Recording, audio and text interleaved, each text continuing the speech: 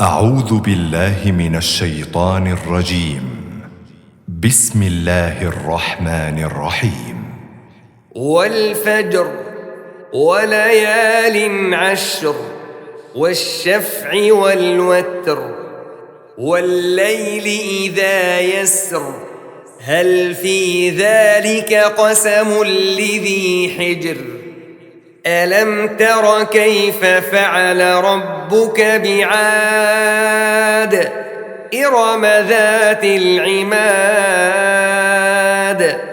التي لم يخلق مثلها في البلاد وثمود الذين جابوا الصخر بالواد وفرعون ذي الأوتاد الذين طغوا في البلاد فأكثروا فيها الفساد فصب عليهم ربك سوط عذاب إن ربك لبالمرصاد فأما الإنسان إذا ما ابتلاه ربه فأكرمه ونعمه فيقول ربي أكرمن وأما إذا ما ابتلاه فقدر عليه رزقه فيقول ربي أهانن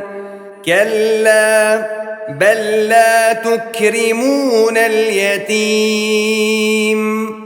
ولا تحاضون على طعام المسكين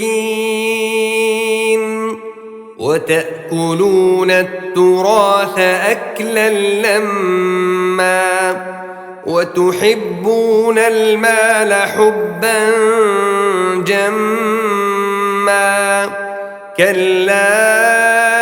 إذا دكت الأرض دكا دكا وجاء ربك والملك صفا صفا وجيء يومئذ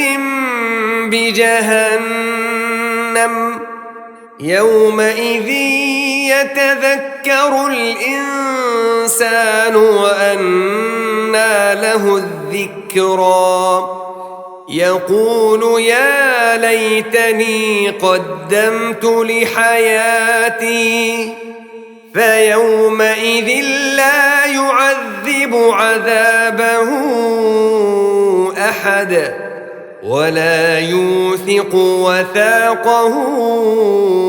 أحد يا أيتها النفس المطمئنة ارجعي إلى ربك راضية مرضية فادخلي في عبادي وادخلي جنتي.